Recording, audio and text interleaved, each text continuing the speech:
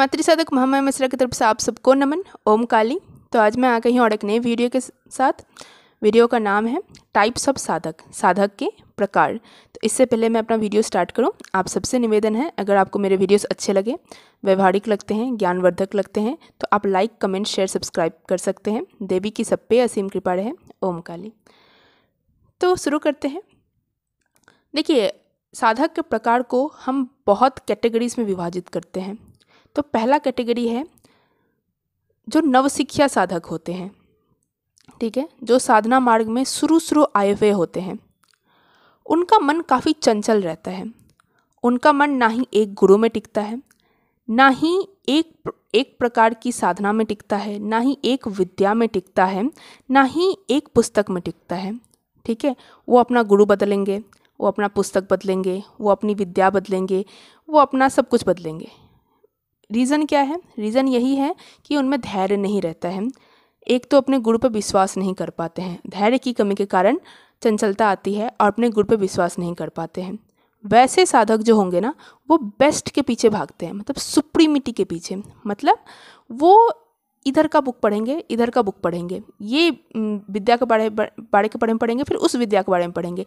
वो बैलेंस करेंगे, कौन सी विद्या सुप्रीम है, कौन सी विद्या बड़ी है, ये करूँ तो मुझे ज़्यादा फल मिलेगा या उस चीज़ में ज़्यादा फल मिलेगा। मतलब उनका माइंड बिजनेस मैन की तरह चलता है। ठीक है, वो अभी भक्ति के लाइन में आए ही नहीं है। वो अभी तरह नापतोल, ठीक है, नापतोल कर रहे हैं कि क्या करना उचित रहेगा। ठीक है, इसको मैं गलत नहीं मानती हूँ, क्योंकि मेरा मानना है एक साधक में चारों गुण रहने चाहिए, ब्राह्मण का भी, क्षत्रिय का भी, वैश्य का भी और शूद्र का भी। तो ये जो शुरू में दिखा रहे हैं, ये वैश्य वाला दिखा रहे हैं, यानी कि बिजनेसमैन का गुण दिखा रहे हैं। ठीक है, तो अब दूसरे पे आते हैं जो कि एडवांस साधक होते हैं। जो एडवांस साधक होते हैं, जो बहुत साल से साधना मार्ग में चले आते हैं, उनको समझ में आ जाता है कि नैया तो पार लगेगी एक ही से, एक ही गुरु से, एक ही विद्या से, एक ही प्रक्रिया से, एक ही प्रणाली से। वो इधर उधर फिर मन नहीं भटकाते हैं। वो ना ही यूट्यूब में अलग अलग विद्याएं सर्च करेंगे, ना ही पुस्तकें इधर उधर सर्च करेंगे। हाँ, मैं ये नहीं बोलूँगी कि वो अपना ज्ञान नहीं बढ़ाएंगे, या फिर वो बात नहीं है। ज्ञान बढ़ाएंगे, जितनी ज़रूरत है उतना बढ़ाएंगे, लेकिन चंचलता उनमें कम देखी जाती है। ठीक है, अपनी जो प्रक्रिया है, अपना जो मार्ग है, उस पर वो समर्पित रहते हैं। ठीक है, उनमें चंचलता नहीं रहती है। कितने भी समय लगे, कितना भी टाइम लगे, वो अपने प्रक्रिया में डिटरमाइंड रहते हैं, दृढ़ता के साथ रहते हैं, क्योंकि उनकी चंचलता अभी काफ़ी कम हो चुकी होती है। मेन बात यह है कि अभी उनको मज़ा आने लगता है साधना में। जब शुरू नवसिखिया रहते हैं ना, उनको साधना में तो मज़ा नहीं आता है। उनको ये लेबोरियस वर्क लगता है, मतलब ज़बरदस्ती उठना, ज़बरदस्ती करना। लेकिन जैसे जैसे एडवांस्ड हो जाता है ना, अब उसको प्रक्रिया भी मज़ेदार लगने लगती है। तब अभी वो फल के पीछे उतना नहीं भागता है। नवसिखिया जैसे फल के पीछे भागता है, एडवांस साधक जो होते हैं वो फल के पीछे नहीं भागते, डेस्टिनेशन के पीछे वो नहीं जाते हैं ज़्यादा। उनको ये जर्नी जो है ना, ये पाथ ही उनको मज़ेदार लगने लगता है। दूसरा जो कैटेगरी आता है साधक का, वो ये है कि वो किस इच्छा लेके आते हैं। जो आजकल आपको बहुत कॉमन दिखेंगे, वो ये दिखेगा कि लोग शक्ति की इच्छा लेके आते हैं। ठीक है, उनको शक्ति चाहिए होता है, कुछ को भूत भविष्य वर्तमान जानना होता है, किसी को संकट ठीक करना होता है, किसी को कुछ भी करना होता है, किसी को इससे पैसे कमाने होते हैं। ये 100 में से 95 जो साधक होते हैं वो ऐसे ही होंगे। उनको किसी न किसी रूप से पैसे ऐंठने हैं। ठीक है, और यकीन मानिए, इन लोग, ये ऐसे जो लोग होते हैं, इनका एक ना एक बार पाला ठग से पड़ता ही है, एक ठग गुरु उनको मिलता ही है। ठीक है, अब दूसरे जो होते हैं साधक, वो होते हैं माँ की तरफ लालायित रहते हैं। वो कोई इच्छा लेके नहीं आते हैं, क्योंकि उनमें वैराग इतना आ जाता है कि उनमें इच्छा भी काफ़ी कम हो जाती है। वो देवी कृपा के लिए आते हैं, देवी के सानिध्य के लिए आते हैं, देवी के प्रेम के लिए आते हैं। ठीक है, वो भक्त होते हैं, वो पूर्ण रूप से भक्त होते हैं, जिनको कुछ नहीं चाहिए, ना इधर इस संसार का चाहिए, ना उस संसार का चाहिए, ना ही भोग चाहिए, ना ही मोक्ष चाहिए। ठीक है, उन्हें बस देवी कृपा चाहिए, उन्हें बस देवी शरण चाहिए। तीसरे होते हैं जो मोक्ष की कामना से आते हैं। ठीक है, वो योगी होते हैं।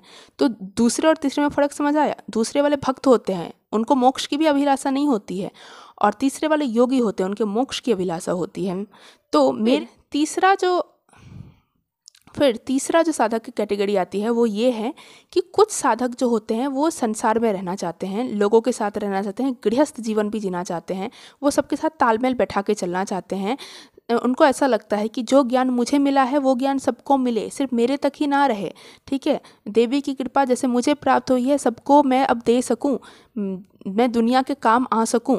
ठीक है, तो वैसे लोग क्या होते हैं, अपना वो करते हैं, चौकी भी लगाते हैं, फिर दान देते हैं, लोगों के साथ रहते हैं, चैरिटी करते हैं।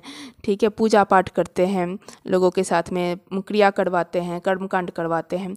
और दूसरे साधक क्या होते हैं, उनको सेक्लूशन चाहिए होता है, उनको सांसारिकता उतनी अच्छी नहीं लगती है, वो बैराग ले लिए होते हैं, मतलब उनको लोगों के साथ उठना बैठना अच्छा नहीं लगेगा, उनको गृहस्थ जीवन अच्छा नहीं लगेगा, वो चाहेंगे जितना कम लोग उतना बढ़िया। ठीक है, मेरा दरअसल यही ज़्यादा है, मतलब मैं भी ज़्यादा मतलब लोगों से इंटरेक्ट करना पसंद नहीं करती हूँ, इसलिए मैंने कमेंट सेक्शन ये सब डिसेबल कर दिया है। मेरे को मैं ओवरवेल्म हो जा रही थी, मुझे लगता था कि अननेसेसरी मैं क्यों बात कर रही हूँ इतना, मेरा एनर्जी ड्रेन अप हो जा रहा था। तो ये दूसरा साधक है जिनको लोगों से ज़्यादा इंटरेक्शन करना अच्छा नहीं लगता है, जब तक कि ना बहुत ज़रूरी हो। ठीक है, मतलब वो उनको ना ऐसा लगता है कि ये पूरा संसार है।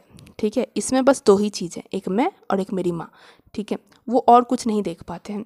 और कभी ऐसा मौका आए कि उनको लोगों से इंटरेक्ट करना पड़े तो वो उसमें देवी को ढूंढते हैं। ठीक है, उन्होंने अपनी दुनिया बहुत संकुचित करके रख ली है कि इस संसार में मैं हूँ और देवी है, और किसी का कोई अस्तित्व नहीं है, बस हम ही दोनों हैं।